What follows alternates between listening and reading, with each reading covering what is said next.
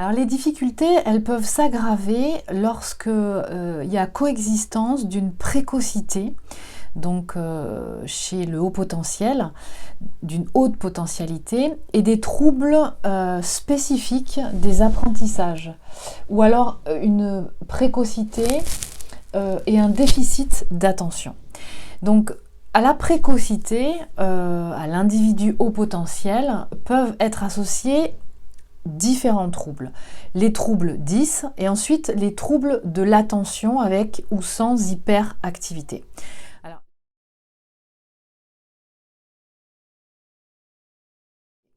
Alors, les troubles 10, ce sont tous les troubles qui commencent par 10, c'est-à-dire dyslexie, dysorthographie, dyscalculie, dyspraxie.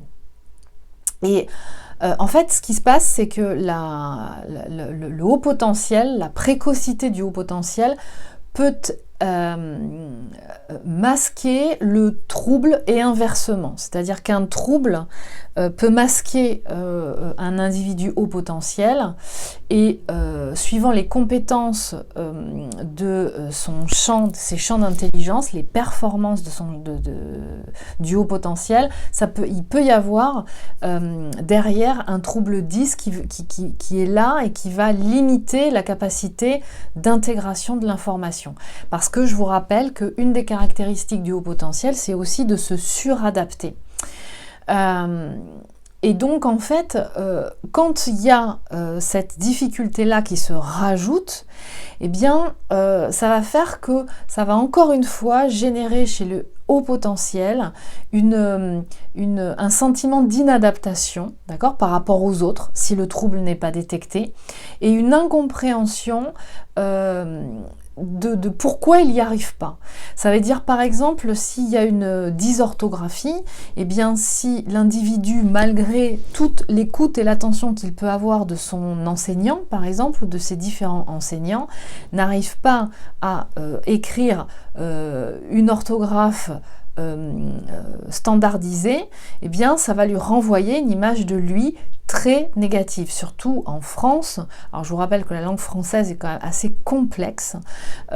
pour avoir et parler couramment une langue étrangère. Je peux vous garantir que le français, c'est loin d'être naturel et logique, on va dire évident, intuitif. Et donc pour un individu qui serait dysorthographique, le fait qu'on lui renvoie constamment et toute sa vie, parce que c'est très valorisant d'écrire une orthographe correcte, c'est le signe d'une érudition, mais il y a certaines personnes qui ont le trouble de dysorthographie et qui, de leur vie, auront toujours une écriture où l'orthographe ne sera pas correcte. Et ça pour d'autres troubles 10, donc par exemple l'exemple d'une jeune fille qui ne sait pas se relire, ne savait absolument pas relire ses notes et qui du coup en cours écrivait un certain nombre de choses mais pas tout. Par contre avait développé une capacité d'écoute et une mémoire auditive hallucinante qui faisait qu'en fait elle était très attentive dans tout le cours et elle retenait vraiment toute l'information durant le cours. Mais lorsqu'il fallait réviser ou faire une production d'écrit par rapport à une synthèse de tout ce qu'elle avait récupéré de ses cours, ça lui était proprement impossible. S'il n'y a pas d'identification de ce trouble-là, eh bien ça va renvoyer à l'individu une incapacité, une image de la personne complètement négative. Si l'enseignant n'est pas au courant de ça ou n'arrive pas à le détecter, va prendre cette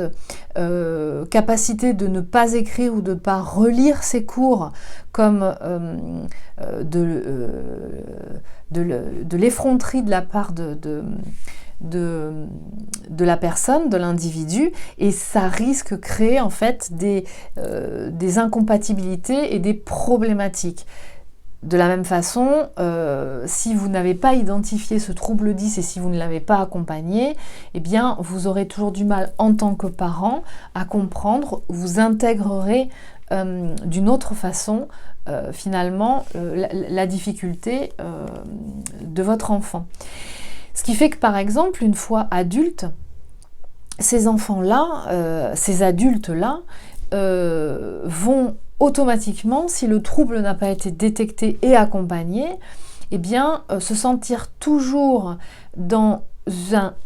handicap à ne pas pouvoir exercer n'importe quel métier, éviteront la tâche de l'écriture s'ils sont dysorthographiques, éviteront les tâches de relecture, etc. en fonction de leurs troubles. Et donc, ça fera régulièrement, ça générera régulièrement en fait des évitements et de la fuite de certaines tâches que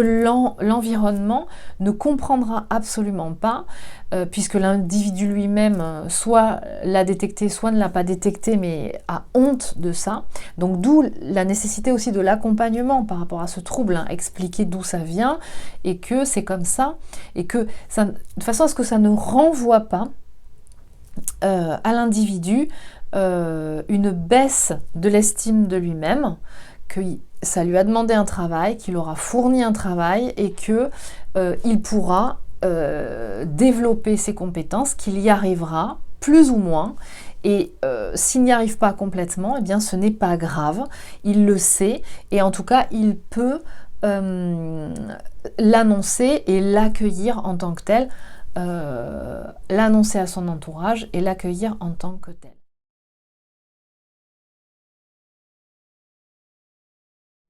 Puis il y a aussi les troubles de l'attention, avec ou sans hyperactivité, donc ce qu'on appelle les TDAH. Alors, ce syndrome-là, il peut masquer le haut potentiel intellectuel et empêcher en fait les capacités d'apprentissage. Donc, alors c'est toujours un petit peu délicat d'établir un diagnostic d'un TDAH sur ce type d'enfant. Quand par exemple il y a des symptômes comme l'impulsivité, l'instabilité motrice, parce qu'en fait c'est important de bien comprendre aussi, de bien saisir aussi que l'instabilité motrice et puis l'impulsivité, ça peut aussi venir de l'ennui. C'est-à-dire que si l'individu au potentiel capte l'information très rapidement, dû à ses compétences et ses performances intellectuelles, en tout cas ses performances sur certains territoires d'intelligence, et qu'il ne voit pas l'intérêt justement de développer certains apprentissages et qu'il tourne en rond et qu'il décroche, eh bien c'est là aussi bien souvent qu'on voit se manifester cette impulsivité, le fait de ne pas tenir en place, parce qu'il faut bien que l'esprit et le corps s'occupent, surtout quand on a un certain âge. Et puis, entre nous soit dit, quand on parle de haut potentiel qui sont jeunes, même pour les adultes d'ailleurs, hein, mais rester assis pendant des heures entières en classe toute une journée, c'est très compliqué, c'est très difficile, et particulièrement pour un haut potentiel, parce que il a à ce moment-là une sensation, s'il acquiert l'information beaucoup plus vite que les autres, de perdre son temps et d'être contraint et obligé de faire un certain nombre de choses dont il ne voit pas le sens. Alors si vous aussi, vous avez détecté, identifié chez vous ou votre enfant ces différentes troubles-là, ces différents troubles associés à la précocité, eh bien, vous pouvez nous témoigner en commentaire des solutions et de ce que vous avez pu mettre en place et de ce que ça a révélé en vous et du champ que ça a pu vous ouvrir, de pouvoir vous faire accompagner, de pouvoir identifier cette problématique, cette difficulté et des solutions que vous avez mis en place pour développer vos potentiels.